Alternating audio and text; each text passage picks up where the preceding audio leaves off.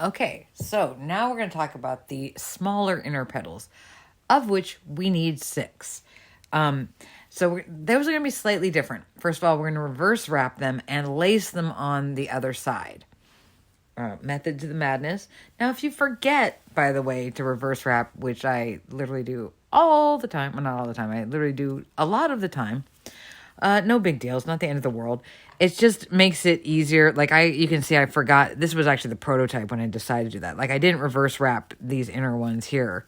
And so that's what we're going to do by reverse wrapping them is we're going to avoid then seeing the seam. And so that's what we're going to do. So that's when I decided to do that. I actually reverse wrapped a few of the inner ones, but they were bigger, so I put those on the outside. Hard to explain, just due to variation. So the reverse wrapping will make it so that we don't see that seam. But notice how I have to pull it down to really see it anyway. So it's not the end of the world if you hate reverse wrapping. I mean, you definitely see a hint of it, but we're going to do these fluffy insides. So that does cover them up. And also we're going to put the lacing, instead of it being here, it's going to be in the bottom of the outside, so we don't see it at all because we don't see the bottom of the outside. So those are also decisions I made after the fact. I think this one here was one of the later ones, and it's reverse wrapped, so you can't see, like when you're looking down, you can't see the seam.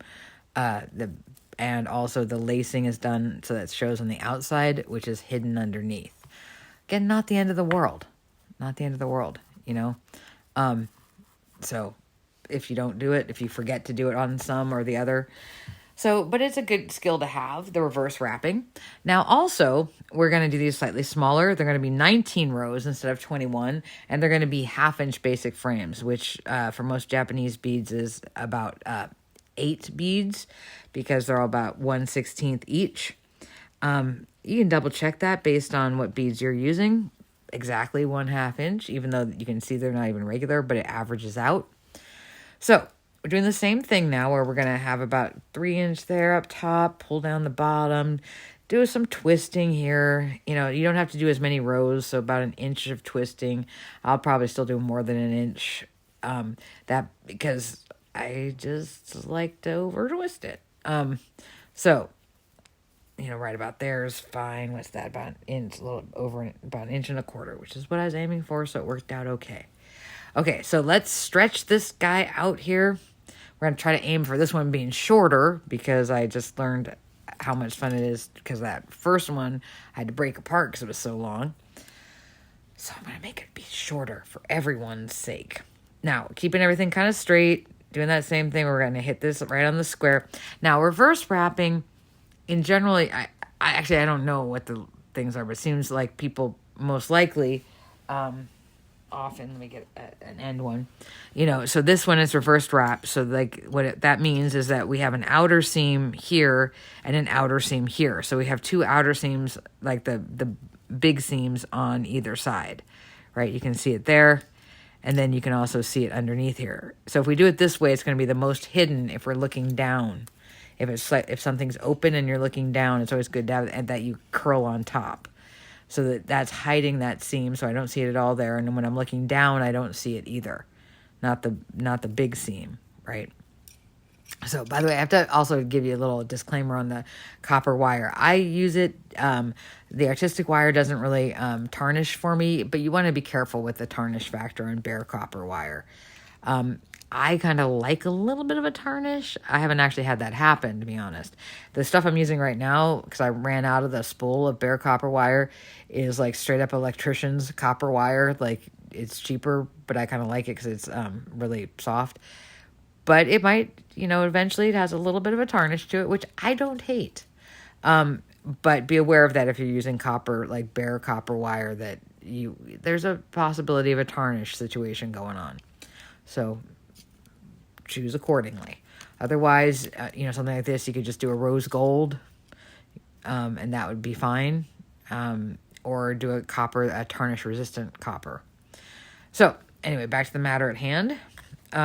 Okay, so I sometimes, depending on whether I forget, I will do my reverse wrap on the top or I'll do it on the bottom, as long as whatever you're doing is the opposite direction of the other thing. I don't know if anyone does it on the bottom, but I'll, The top's probably easier. I don't really care. Sometimes I've forgotten the top, and so I just reverse wrap the bottom. It's all relative, right? Okay, so I'm going to reverse wrap the top. So I'm going to hold this here. Here's how I do it, which again might be how everyone does it. I just don't know. So I got that little like nice round bottom there going on, holding this flat, keeping it straight, and now picking the one that I would do. And then once I pick the one like I would do normally, I actually bend it as if I'm going to start it. I don't twist it around. I just do the bend across. And then I take it underneath after it's been kinked here, and I put my finger, I'm trying to do all slow motion. It's actually easier if you do it fast. I put my finger here. Like I said, it's easier if you do it fast. You can figure out how to do your, now it looks like it's all hard.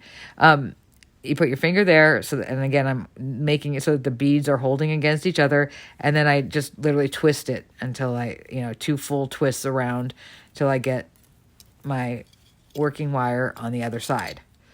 So, and again, I'm holding it because I want to hold it like that, so then I'm going to push it down. Everything else is the same. Everything else is the same. Pinch that down, come down here. And if you think the top wire is too floppy, you can reverse wrap across the bottom. Now, right now, I'm going to act normal on the bottom because I reverse wrapped the top. I went under instead of over. Okay, so now I got my beginning, my middle, piece that I want to focus on, and off we go. Now, again, we're only relatively speaking doing 19. So pushing it hard here, pinching to keep it against there, pulling using the beads itself. It's getting really late, so if I start sounding tired, I don't normally get tired late, but it's been a long day. Now, bend it to where you'd normally do it. Now, this one, I would normally do it maybe there. It's one of those ones where I would be like, oh, just half a bead would be perfect. But I want it to still be flat. So I bend it to where I would do it if I was doing a normal wrap, and then I pull my wire out again and put it underneath. And then this is how I can do it with my weird hands. I smush this up, and I'm already feeling like that's a little loose, but I'm going to take it, and I twist this around, or I twist my hand around, however I feel like it. And then you can already see that the seam is showing here and not down here, right? So keep that straight. It's really, once you get used to reverse wrapping, it's really not that big of a deal. It just feels weird at first. Keep that straight. Hit this again, going there. Now I have my 5 rows, so now I do want to do that slightest bend. Now, here's the deal, though. If this is my exposed seam, then I'm actually going to be bending it towards me a little bit. All right? It actually doesn't matter because you can always bend it back, but you would have to then fix it otherwise, because remember, we're trying to hide that top seam. So that will be the bendy top of the petal. So just a little bit of a bend to it, and then we keep going. And I was going to say, sometimes reverse wrapping actually keeps me more focused because I have to pay attention as I go a little bit more. Okay, so I'm looking at this one. It looks like it's going to be that one. That's a big bead, though. It is amazing how just a little... So I'm going to chop that off, and I'm just going to let it cup a bit. So that's where it would be. So I make a little kink so I know. Bring it under here. And then I'm holding it, again, now the wire is underneath the top wire. And then you can either twist that or twist this, doesn't matter, both, until you get this here, and then pull that out, and then there you go. I'm actually glad I took that extra bead out. It's going to make it a little cuppier than it might be, but that's okay. I'm trying to get rid of that one so I don't knock it around somewhere. There we go. Let's straighten that guy out. Bring it down. Oh, I was just having my hand. Okay, keep everything straight. Keep that straight as you go. This was, again, the bottom. And don't get, if it gets a little bit off kilter, that's okay. That's okay. It really is. And not the end of the world. Now that one was, so keeping everything straight, working it as I go. See, pushing up my beads, pushing them on here. Again, pushing that up because I want that row right underneath there. Straightening. And then coming around here again. And it looks like it'd be there. You can test it. You can still test it the way you would normally. And that looks a little loose. For me, I'm going to double check. Yeah, so there's definitely, when it's right lined up, some gap there. So I'm going to take one out. I'm going to go underneath now. Now again, I'm going underneath, and then I'm just pulling up. See how white my fingers are here? I'm pulling this, the wrap around one. This is the one that wraps around. This is the working wire here, and I'm pulling them against each other. And then I'm just going to twist around until my working wire, I think that's what it's called, gets on the other side. Right? Let the wire do the work. I feel like that should be the new catchphrase. Let the wire do the work. Let the wire do the work. Okay, so we're bending that down, and off we go. I have to give a final tomorrow. I should be going to sleep, but this is more fun. Okay, so that looks, again, I'm putting a lot of emphasis into like the stuff that cups it and how tight it is, just because I do want to have some shape to the flower, because we're relying on basic frames to take care of, to give something a lot of personality, and basic frames are awesome, hence the name basic frames. They're our unit. But that being said, they need personality sometimes. Okay, so bending it up, and especially for a peony, which is a flower with a lot of personality. Okay, so again, I'm going to test this, and you can test it, go like, oh, okay, that looks a little loose, or maybe it doesn't to you. I don't know. That looks better. This one might end up pretty cuppy. It's amazing how just like half a bead. Okay, there you go. Meaning like just a half a bead more or less would have been perfect. So you have to make a decision. And they seem like such small units, but they're really not, right? So I got this again. You can see this seam here and then this seam there. I reverse wrap a lot for inner petals, just because of the way I end up shaping things a lot of the times is to like curve the top down. Okay, so again, I'm holding. I always have that holding going on. So that one's pretty flat, and I want that to be flat. That's perfect for what I want. Okay, so checking again, just checking. Okay, looking good. Doing a little stop there, just making sure that I'm keeping track of my... I remember like I got like, at one point I got, I kind of reached what I could kind of figure out at the time, or I don't even remember actually how the beginning happened, but I do remember I had a book early on, and it was a good book, and it's one of the classics. I'm not going to say which one because it sounds like I'm talking ill of it, which I'm not. It was a great book. It was super handy, but it did make me feel like if I wasn't keeping track of like every little like movement the wire made, then the whole thing was going to go kablammy and I would no longer have a flower. So that was kind of my only foray, really. I have a lot of the books, but I'm not really good at actually looking at them. Okay, so now this one, again, now I'm testing it, and I can see that there's gap there.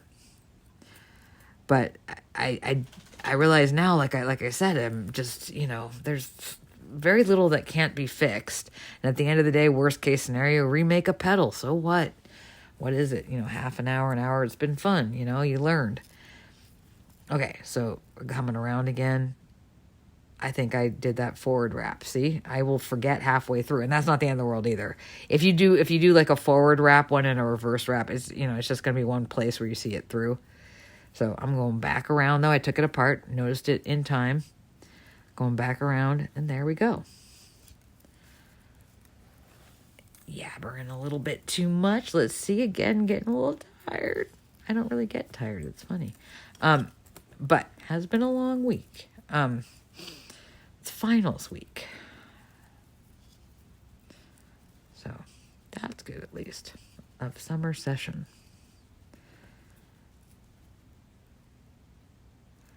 Okay.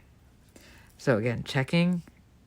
I want to slow down the cuppage right now because I feel like I'm getting a little too cuppy.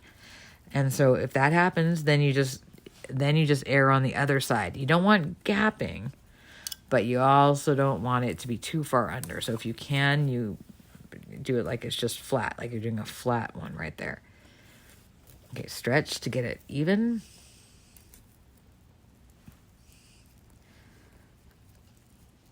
And then again, testing. You can test like you're doing a normal wrap. And again, I'm trying to slow down the cupping. So I'm going to let it be a little flat, and I'm okay with that. It doesn't have a gap. It is flat. Like it is flat against this one. This is why I literally debate this, right? I'm like, oh, is that okay? Well, let's try. You know, what's the next thing? Let's try if I take a bead out. I'm okay with that. So I'm going to let that one go. And again, reverse wrapping it. So I let my finger do the work there with that one. And off we go. Keeping everything kind of straight if we can. But again, nothing's going to implode if you don't do it straight. So, pulling it around again. Holding these. That's why I'm always holding this to like make sure that, and this one's going to end up pretty cuppy. And that's okay, because in the inside, we actually kind of like the cuppiness. And that's why, so this first three and then the three underneath it are, which are hard to see. This one's not one. These three that are underneath it, I choose the smaller ones that end up being smaller just by the random luck of what is the configuration of the beads. Some will be tighter and some will be looser.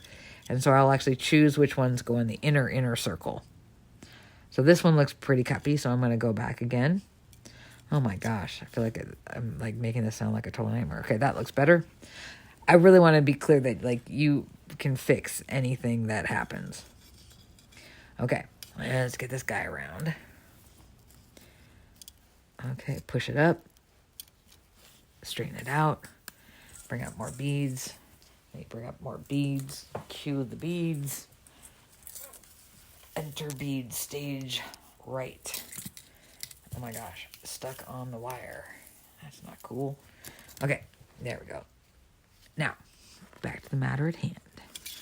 Again, I just, for these, by the way, each petal, I just, I load up maybe like 10 feet, and then I have to reload at some point, That's one thing I really do like about basic frames is, like, you don't have to think, how many beads do I need on here? How many, how much raw wire do I need? Because you just load it up. Okay, so I'm checking underneath. Looking good. Wrap around. Bring it around. Again, now we definitely can see the seam here and seam there on opposite sides. Okay. There's like a little teeny like kink thing in the wire that's making it not drop for me. Wire. Okay, I'm going to tighten up the wire supply a little bit. There we go. That'll work. Okay. Yeah, so bare copper is a good idea, but maybe bare copper, you might want to double check on that one. You can always use like rose gold, like I said, for these kind of things too. It can tend to be a little more expensive because any artistic wire is any craft wire, but it's handy to have it. Okay, so now this one, again, I'm going to look and I'm going to see, I'm going to look and test, and that's pretty good. Where am I at right now? So right now I have 1, 2, 3, 4, 5, 6, 7, 8. So this would be my last wrap around. Okay. And by the way, if you see that it's getting too cuppy, you're still going to use it. It'll just be one of the inner ones. Okay, last wrap around, and then, I got a defective one on there. I try to pay attention to that when I'm loading. If it's too defective, you can always break it off. Be careful with that depending on what wire you're using. Okay, so, if you know what I mean, like if there's one that's a defective bead and it is going to look weird, this one's not, where'd it go? I was going to show you how to do it. This one's not too bad. You can see it's one of those ones where it's just like wider on one side. If you have that and you have fairly sturdy, especially 24 gauge wire, you just pop it off, just gently, break it. And then there it goes. But if you have weak wire or thin wire, if you break it there, it might actually snap the wire or make the wire weak there. So at your discretion. But now that one was slightly deformed is no longer there. Again, if you want to include those, go for it. It makes texture. Now for the last one, just like the last row, just like for the other ones, if you want to go slightly tighter, that's a good idea. Because when you furl them, that outer one, if it's not tighter, it will get bent out of shape more. So I'm actually going to go like definitely err on the side of tighter on this one. So I'm going to go under again, wrap that around, bring this around. Now this is on this side.